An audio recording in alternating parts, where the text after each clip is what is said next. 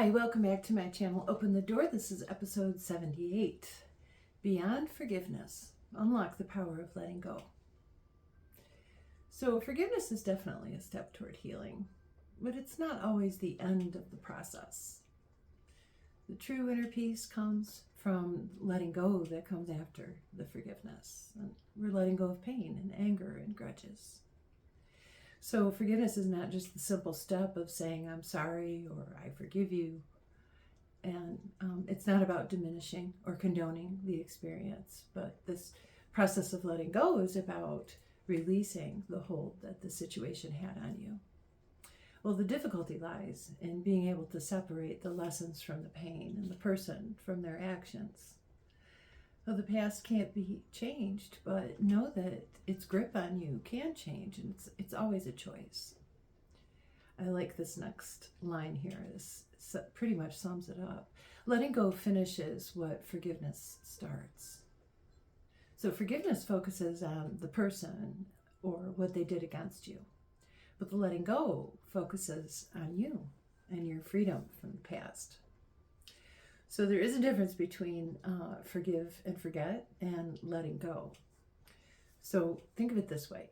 Forgiveness addresses emotional hurt and choosing not to hold it against the other person. And you can forgive someone but still feel attached to the pain. But forgiving and then forgetting, that's not realistic. It causes us to suppress emotions that need to be worked through. So when we take it to the next step of letting go, we're able to release our need for an apology or closure or justice, which often never comes through. It's more about our relationship with the emotions that were caused by the event or the person, and less about who caused them or what they did exactly. A letting go requires surrendering, like so many of these spiritual principles. And we need to surrender our control over what can't be changed. It does demand of us some self-reflection and growth, but remember that it's about freeing yourself, not the other person. Well, why is it so hard to let go then, even once we've forgiven? Well, there's emotional baggage that goes along with being hurt by another. And it could be a number of things, starting with this, our attachment to the pain. Our identity is subconsciously attached to this pain, and we associate the pain with who we are. Also, there's an emotional attachment to the validation that occurs when we hold on to pain. It's proof that the hurt was real, that our pain matters, and that we have endured something significant, and we don't want to release this validation because it might mean somewhere subconsciously in our mind that what happened wasn't significant or didn't matter. So the second aspect of this emotional baggage that prevents us from letting go is a fear of vulnerability. I got to make a slight adjustment here. Our fear of vulnerability, where letting go feels like we're losing control because it requires us to surrender. And then there's this fear of re-injury, where we're holding onto this pain because it's some sort of self-protection. So the ego's role in this forgiveness and letting go can involve this kind of thing, where we're waiting for a clear, fair ending to the situation and we're seeking out closure. But often, as I said a few minutes ago, that doesn't come. But the ego thrives on the need to be right. So recognizing that will help us to sidestep our ego and move forward into the letting go phase. Repetition and compulsion. So when we're constantly revisiting the anger and the grief caused by this situation, and we're replaying it, trying to solve the unresolved emotions, that's called repetitive compulsion, consistently repeating and revisiting the anger and the grief. Number 5 on this list is our emotional investment. We've invested a lot of energy into feeling a certain way, and it makes it harder to let go. And then we're asking ourselves, well, was it pointless? I've invested all this time and thought and energy into this situation where I was hurt. And we have this familiarity with the pain, and we're uncertain of what will life feel without it. So for many of us, there's also a lack of tools or guidance in how to work through this letting go process. And without these tools, support, or even awareness that the process needs to take place, this task can feel impossible, but it's not impossible. You can do it. There's a fear of moving forward too. New territory feels scary, and a loss of connection and validation from others over this caused pain can look like a great expanse ahead of us, and not knowing, who are we without this pain? Who are we once we've let go? So here's the process of letting go, some things that you can do to walk yourself towards the letting go for yourself once you've already forgiven the other. So acknowledge your emotions is the first thing. You could be anything from anger, resentment, heartache, to bitterness, guilt, shame, regret, fear, grief, distrust, victimhood. These are all emotions tied into forgiveness and letting go. So acknowledging what emotions you're carrying, and then reframe your narrative from, for example, from a victim to a survivor, by possibly using this statement: I endured pain and I have grown stronger and more resilient because of it. From survivor to a warrior, you could use this statement: I move boldly and confidently through life, having gained wisdom and strength from my trials.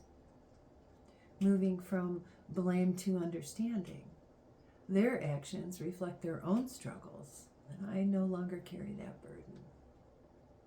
Moving from pain to freedom, I've chosen to let go of the pain because it no longer serves me. Literally setting yourself free at that point. So you need to surrender. Okay. I say that a lot in almost every episode, but it's true. You need to surrender control, perfectionism, your expectations, the past, your fear, your resentment, and your attachments to all of these things. So here's tools and practices to help you further along on the surrender and letting go process. Journal prompts. Get your journal out and pause the video, get your journal out, and write these questions down. What or who am I holding on to with this anger and resentment?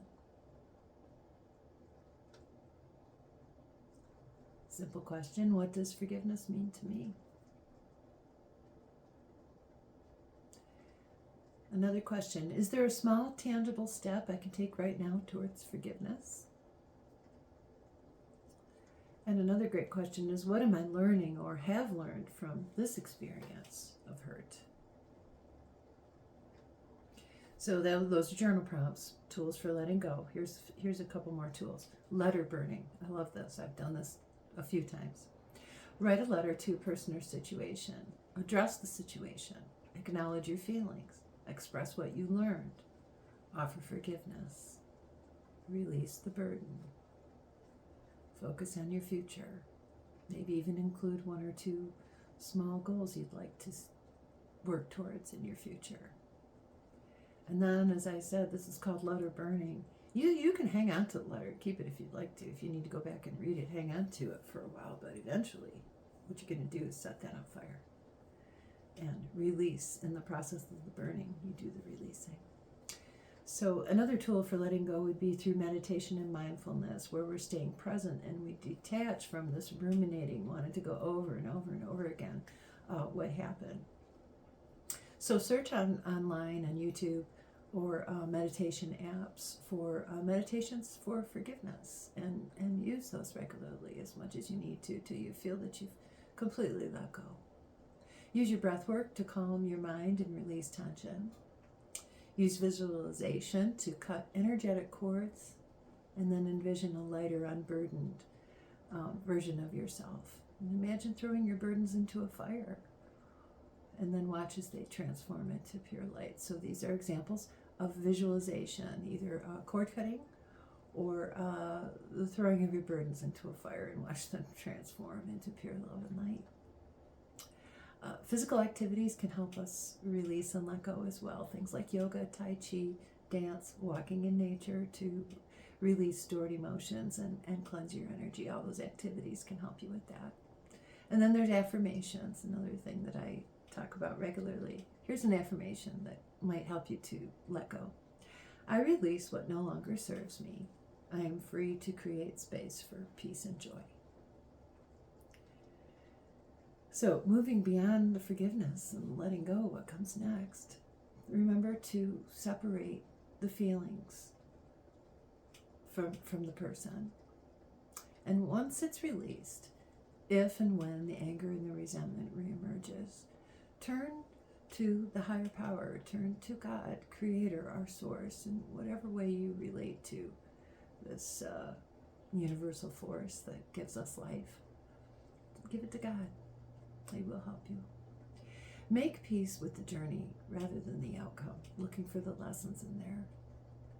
Honor the hurt and the injury and the pain. Don't deny it. Give it the rightful place that it deserves. But hold on to the lessons learned and not the pain. You're going to gain personal freedom and reclaim your power. You're going to open up some space in your head and your heart for what is truly needed. Would just fill that space with love. Go beyond forgiveness and try letting go. I think you'll notice a big difference. So here's our lesson for today, moving beyond forgiveness into the phase of letting go. I hope you're doing well and taking good care of yourselves. I will see you again soon. I do wish you peace, love, and light, always. Take good care, and that's it for today. Bye for now.